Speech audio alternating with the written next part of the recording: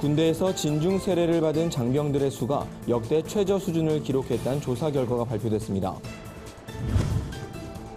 서울 광화문 광장에 설치됐던 세월호 천막이 약 4년 8개월 만에 철거됐습니다.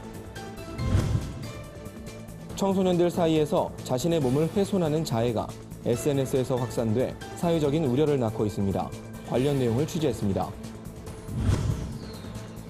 광주항쟁을 세계에 알린 미국인 목사 2명의 부인들이 자유한국당 의원들의 5.18 망언은 허위라고 서한을 보낸 데 대해 김정숙 여사가 감사 편지를 보냈습니다. 서울신학대학교의 신학기 수련회에 대한 논란이 일고 있습니다. 수련회를 둘러싼 학생들의 찬반 입장을 살펴봤습니다. 안녕하십니까. 구티비 뉴스입니다. 군대에서 진중 세례를 받은 장병들의 수가 역대 최저 수준을 기록했습니다. 2016년부터 3년 연속 수세 인원이 줄어 관심이 요구되고 있는데요. 일각에선 진중 세례가 양적 성장에만 치중됐다는 우려의 목소리도 나옵니다.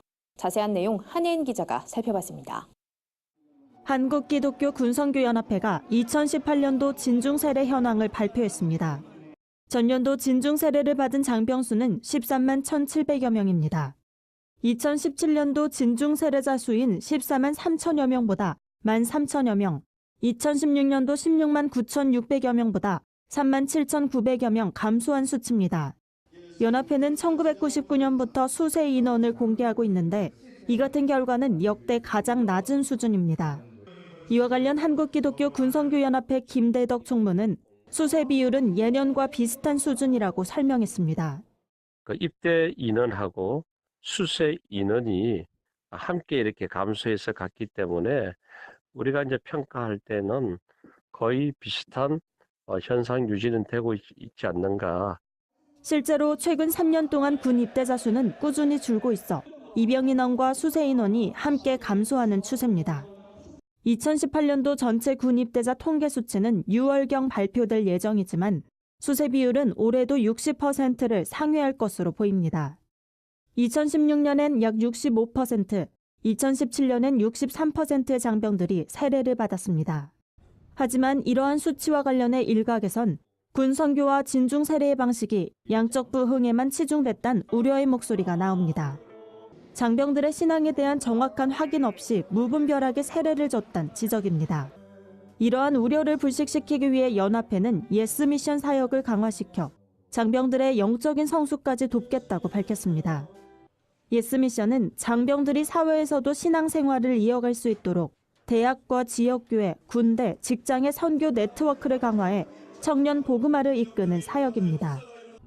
진중세례 60% 시대, 한국교회가 양적 성장에만 집중해왔던 자성의 목소리가 높아지고 있는 가운데 군대에서도 세례 인원 늘리기에만 급급한 것은 아니었는지 보다 면밀한 점검이 필요해 보입니다. 구티비 뉴스 한혜인입니다. 서울 광화문 광장에 설치됐던 세월호 천막이 약 4년 8개월 만인 18일 모두 철거됐습니다. 천막이 있었던 자리에는 기억 안전 전시 공간이 조성됩니다.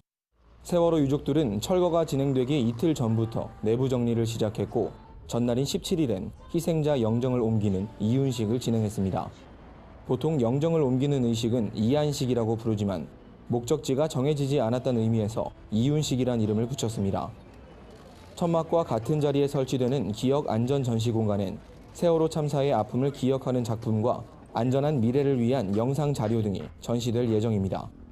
전시 공간은 서울시 전담 직원을 통해 운영되며 유가족과 자원봉사자들이 함께 협력할 예정입니다. 전시 공간은 오는 4월 12일 시민에 공개됩니다. 4.16 세월호 참사 가족협의회 장훈 운영위원장은 더 많은 시민이 세월호 참사를 기억하고 진실과 미래를 공유하게 되길 기대한다고 전했습니다.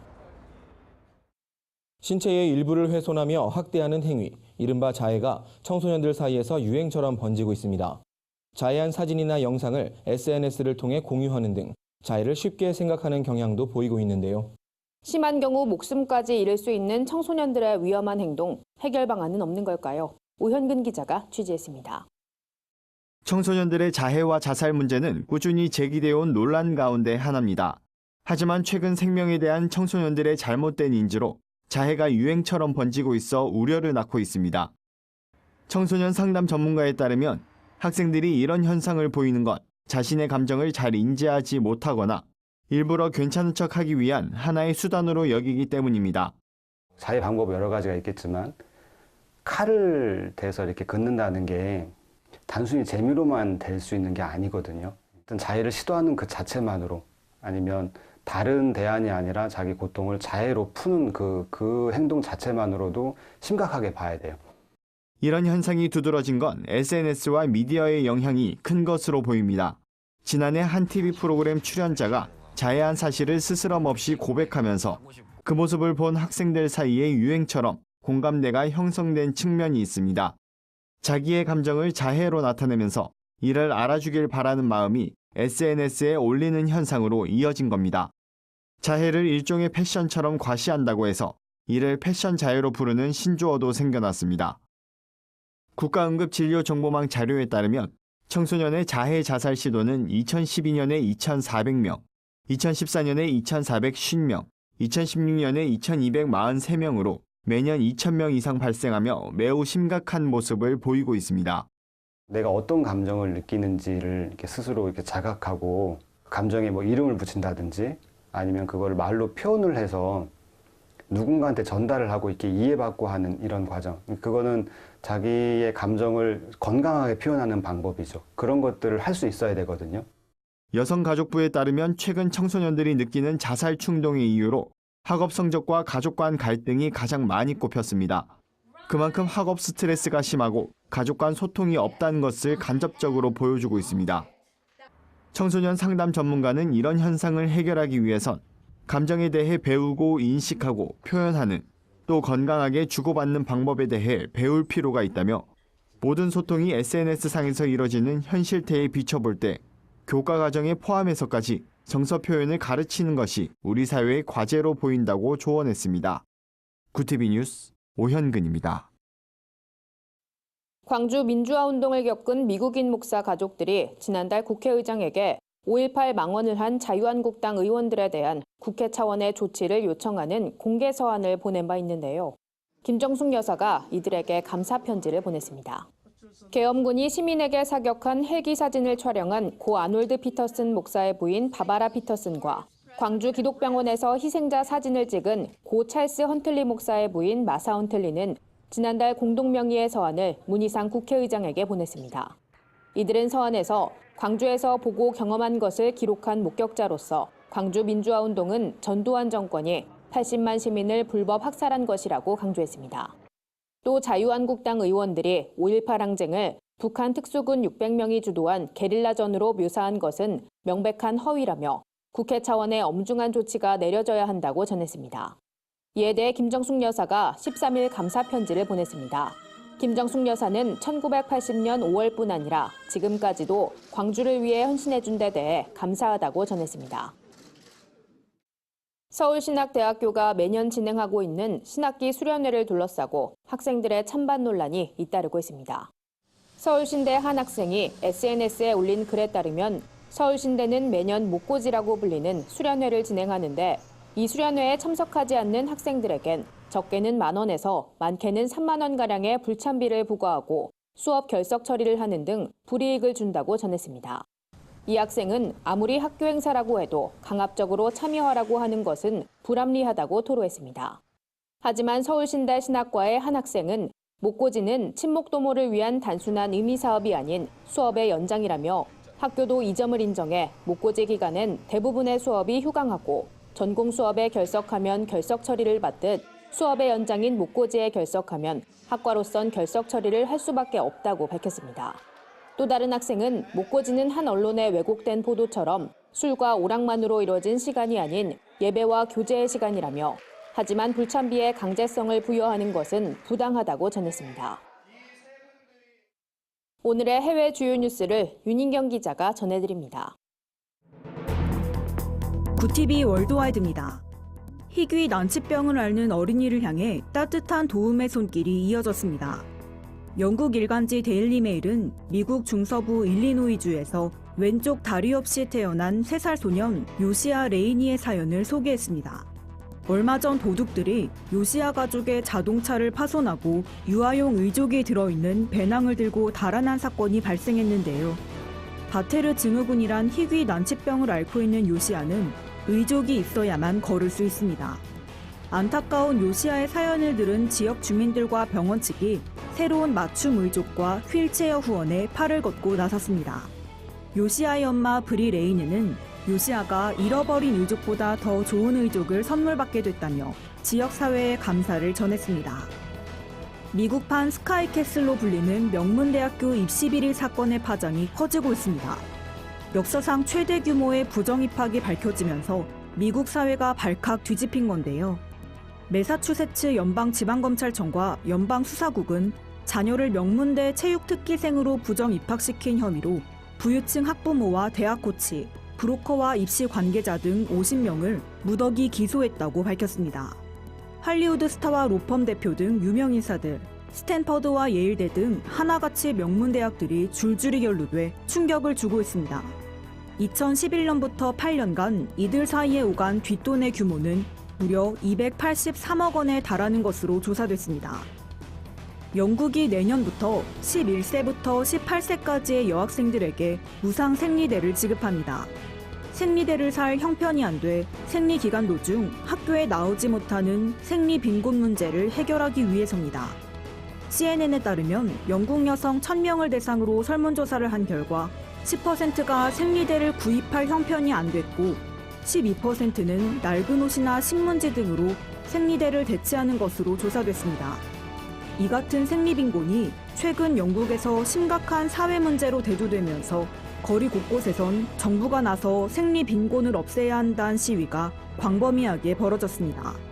정부 관계자는 세계에서 6번째로 부유한 나라에 아직 이런 문제가 남아있다는 건 부끄러운 일이라며 환영의 뜻을 밝혔습니다. 전 세계 수십만 명의 학생들이 학교가 아닌 거리로 나섰습니다. 근본적인 기후변화 대책을 촉구하며 등교 거부 시위를 벌인 건데요. 지난 15일 뉴질랜드를 시작으로 전 세계 100여 개 국가의 10대 학생들은 어른들에게 기후변화 대응을 촉구하며 등교를 거부했습니다. 1,500건의 시위가 이어진 가운데 학생들은 공룡들도 시간이 있다고 생각했을 것, 기후변화는 볼드모트보다 나쁘다 등 눈에 띄는 문구가 적힌 피켓을 들고 거리를 행진했습니다. 이 같은 등교 거부 운동은 지난해 스웨덴 학생 그레타 툰버그가 3주 동안 학교에 가지 않고 기후변화 대응을 촉구하는 1인 시위를 벌인 것이 계기가 됐습니다.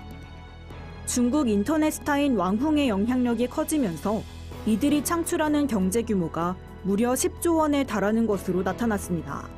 홍콩 사우스차이나 모닝포스트에 따르면 중국판 SNS인 위챗과 웨이보 등에서 수많은 팔로워를 거느린 왕흥은 화장품과 패션, 여행 등 여러 방면에서 막강한 영향력을 과시하고 있습니다. 이들이 특정 기업의 제품에 대한 사용 후기를 올리면 해당 제품이 순식간에 품절되는 현상이 심심치 않게 벌어지는 건데요.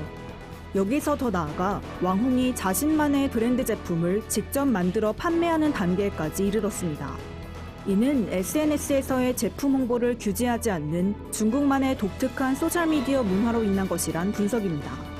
구티비 뉴스 윤인경입니다. 오늘의 이슈 포커스입니다. 문재인 대통령의 국정 지지도가 지난주보다 1.4% 내린 44.9%로 집계되면서 역대 최저치를 기록했습니다. 지난해 12월 넷째 주의 최저치를 11주 만에 경신한 수치입니다. 여론조사기관 리얼미터는 북한의 비핵화 협상 중단 가능성 발표 등 한반도 평화에 대한 부정적 소식이 이어진 것이 가장 큰 영향을 미친 것으로 보인다고 분석했습니다. 미세먼지 해결을 위한 범사회적 기구 위원장에 반기문 전 유엔 사무총장이 내정됐습니다. 반기문 전 사무총장은 청와대 노영민 비서실장과의 면담에서 미세먼지 해결을 위한 대통령의 의지를 확인했다며 기회를 주신 것을 기쁘게 생각한다고 말했습니다. 청와대와 반 전 총장은 앞으로 구체적인 조직 구성과 운영, 출범 시기 등에 대해 실무 협의를 통해 논의하기로 했습니다. 지난해 퇴직연금 수익률이 연 1%대 수준에 머무른 것으로 나타났습니다. 물가 상승률을 고려하면 사실상 마이너스 수익률을 보인 겁니다. 특히 이런 현상이 수년째 이어지고 있어 퇴직연금이 노후 생활 안정에 제대로 기여할 수 있을지 의문이란 지적이 나오고 있습니다. 이에 금융당국은 상품을 다양화시켜 수익률을 제고하겠다는 방침을 내놨습니다. 오늘의 이슈 포커스였습니다. 주요 단신입니다. 세월호 참사 5주기 기억 예배가 4월 17일 4.16 생명안전공원 부지에서 열립니다. 아직 끝나지 않은 십자가의 길이란 주제로 열리는 이번 예배에선 세월호 가족과 참사를 잊지 않은 기독교인들이 희생자와 미수습자 등을 호명하며 기리는 시간을 보낼 예정입니다. 파룬궁 사이비 종교대책위원회가 한국교회에서 중국발 이단 사이비 단체로 분류된 파룬궁의 활동을 막아 달란 청와대 국민청원을 진행 중입니다. 또 한국 포교를 목적으로 17일부터 31일까지 충북과 대구, 강릉 등에서 공연을 진행하는 파룬궁을 반대하는 사진전도 각 공연장 앞에서 벌일 예정입니다. 선민네트워크와 6.25 납북 결정자 가족회 등 교계 시민단체가 중국 정부가 탈북민 강제 북송을 중단하지 않으면 중국 대사관 앞에 탈북 소녀상을 세우겠다고 밝혔습니다. 이들은 이를 위해 탈북 소녀상 제작 모금 운동을 전개하고 탈북민을 상징하는 에델바이스 배지를 판매할 계획입니다. 필통 미니스트리가 오는 24일 필통 콘서트를 개최합니다. 이번 콘서트에선 찬양 집회를 비롯해 필통에 직접 그림을 그리고 학용품을 채워 제3세계 아이들에게 보내는 나눔의 시간도 진행됩니다. 모아진 필통은 짐바브웨와 도미니카 공화국의 IT 난민 아동들에게 전달됩니다. 이상으로 뉴스를 마칩니다. 구티비 뉴스는 인터넷 신문 데일리 굿뉴스를 통해서도 보실 수 있습니다. 시청해주신 여러분 고맙습니다.